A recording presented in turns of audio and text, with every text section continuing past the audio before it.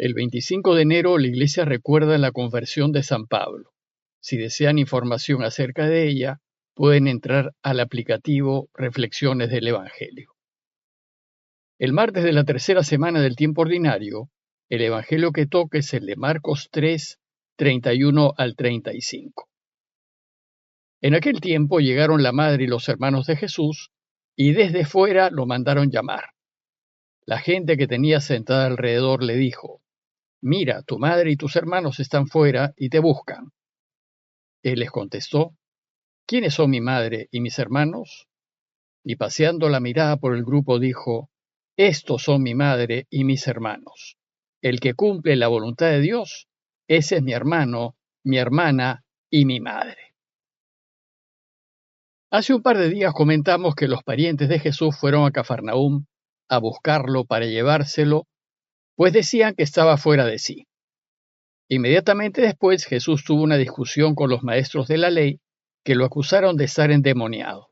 Y luego viene el relato de hoy, en donde Marcos nos cuenta que finalmente llegaron esos parientes que habían ido a buscarlo. Y el relato empieza diciéndonos que llegaron la madre y los hermanos de Jesús. Antes de comentar este texto, es necesario recordar una vez más que los evangelios son catecismos, que no son relatos biográficos y que su objetivo es enseñarnos acerca de Jesús y su camino. Y entonces, ¿qué nos quiere enseñar el texto de hoy? Nos quiere enseñar que lo más importante de todo es hacer siempre la voluntad de Dios. Este deseo debe estar por encima de todo, incluso hasta por encima de la propia familia. Y la visita de la Madre de Jesús y de sus hermanos ayudan a reafirmar esta enseñanza. Si uno toma el texto literalmente, como si fuese un relato biográfico, podemos quedar confundidos, pues aquí su madre, María, parece no entender a Jesús ni su camino. Sin embargo, sabemos que María siguió a Jesús y, según Juan 19:25, terminó a los pies de la cruz y luego fue el centro de la primera comunidad. Pero como el texto dice que su madre y sus hermanos fueron a buscarlo, antes de comentarlo, me parece conveniente explicar el término hermanos, pues puede llevar a alguna confusión. Ya desde sus inicios, y especialmente desde el momento en que la Iglesia afirma que Jesús, además de ser verdadero hombre, es verdadero Dios, ha sostenido que Jesús fue hijo único. Y la razón de afirmarlo es que si Jesús es Dios, entonces es único. Y si es así, ¿por qué aquí el texto habla de hermanos? Dos notas a este respecto. La primera nota es que debemos recordar que en el antiguo Israel las familias no eran como las de ahora. Era otra cultura, otra manera de pensar, otro modo de entender la vida, y la gente funcionaba en base a grandes clanes familiares compuestos por primos, tíos y hermanos de sangre. Y entre los miembros del clan, todos se llamaban hermanos. Un ejemplo claro lo tenemos en el libro del Génesis. Dice Génesis 12:5 que Abraham tomó a Sara, su mujer, y a Lot, el hijo de su hermano, con toda la hacienda que habían logrado, y se fueron a Canaán. Y un poco después, en Génesis 13:7-8, dice que hubo una pelea entre los pastores del ganado de Abraham y los del ganado de Lot. Y entonces dijo Abraham a Lot: «Mira, que no haya disputas entre nosotros ni entre mis pastores y tus pastores, pues somos hermanos». Como ven, Abraham le dice a su sobrino Lot que son hermanos porque pertenecen al mismo clan, y los miembros del mismo clan se llaman entre sí hermanos. Y la segunda nota es que en hebreo y arameo no existe la palabra primos. No es necesario, pues a los primos, miembros del clan, se les llamaba hermanos. Luego, la palabra hermanos no debe entenderse de manera estrecha como lo hacemos hoy. En ese tiempo era mucho más amplia y genérica. Entonces, cuando el texto dice que su madre y sus hermanos fueron a buscarlo, hay que entender que fueron María y algunos de sus parientes, no necesariamente hermanos carnales. Parece que en este relato se trata de esos parientes mencionados en el verso 21, aquellos que habían ido a buscarlo para llevárselo porque estaba loco. Bueno, pues, volviendo al texto de hoy, este nos dice que María y sus familiares, cuando llegaron, no entraron en casa, se quedaron fuera. Dice el texto que desde fuera lo mandaron llamar y era Jesús quien debía salir.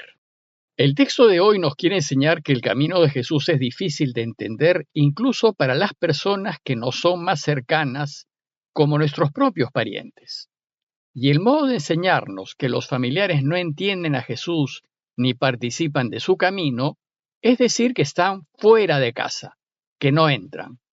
Es decir, que se quedan al margen de su pequeña comunidad, al margen de su camino. Ya Marcos nos ha dicho que ellos creen que está loco. Dentro de casa, en cambio, dice el texto que estaba mucha gente sentada a su alrededor. Estos eran sus discípulos, aquellos que sentados a sus pies escuchaban sus enseñanzas con el deseo de ponerlas en práctica. Entonces, los que están en casa le transmiten a Jesús el mensaje de sus parientes. Y dice el texto que la gente que tenía sentada alrededor le dijo: «Mira, tu madre y tus hermanos están fuera y te buscan». Y Jesús responde con cierta dureza y dice: «¿Y quiénes son mi madre y mis hermanos?». Esta respuesta no es de desprecio a su familia. Recuerden que Marcos nos está enseñando el camino de Jesús. Y lo que quiere enseñarnos con esta afirmación es que Jesús cuestiona que la familia se defina por lazos de sangre. Esto es algo completamente ajeno a como muchos de nosotros pensamos. Y entonces dice el texto que, mirando en torno a los que estaban sentados a su alrededor, dice: «Estos son mi madre y mis hermanos». Jesús desconoce a sus familiares de sangre, a los que se han quedado fuera de casa, y los desconoce como familia suya porque no participan de su camino, están fuera.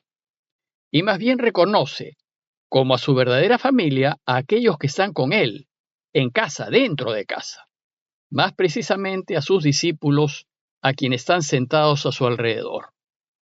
Como su afirmación es extraña, inmediatamente aclara su enseñanza y dice: «El que cumple la voluntad de Dios, ese es mi hermano, mi hermana y mi madre».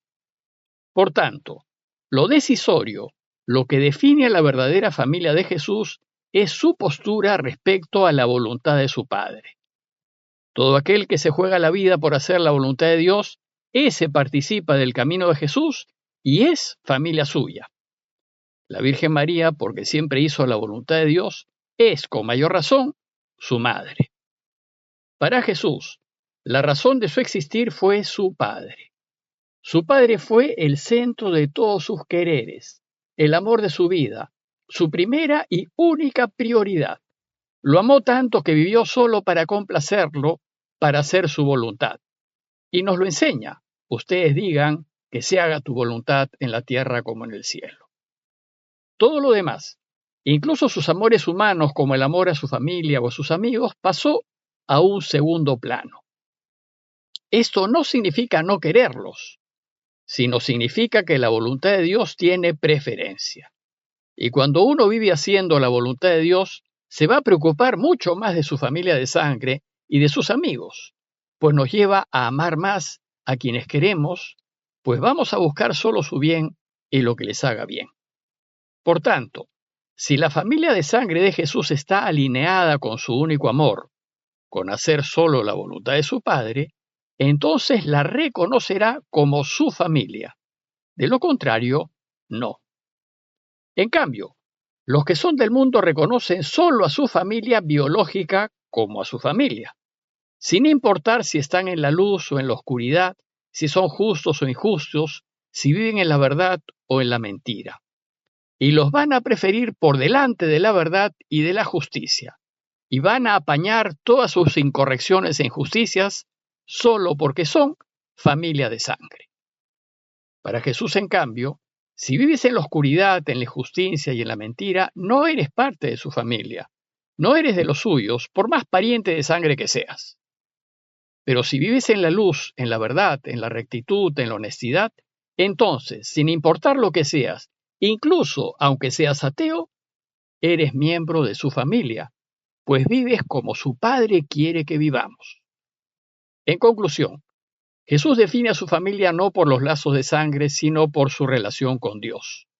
La define por qué tanto haces la voluntad de Dios. Sabemos que Jesús tuvo parientes de sangre como María y José que hicieron siempre la voluntad de Dios.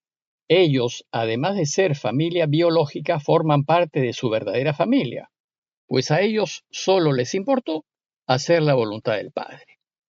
La enseñanza de hoy pues nos debe llevar a preguntarnos, ¿y nosotros? ¿Podemos decir que somos familia de Jesús?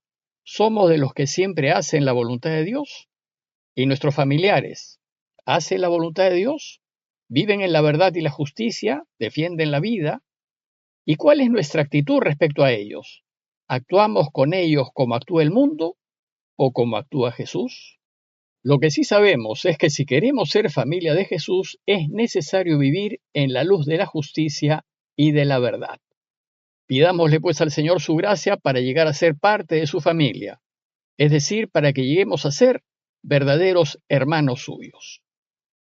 Parroquia de Fátima, Miraflores, Lima.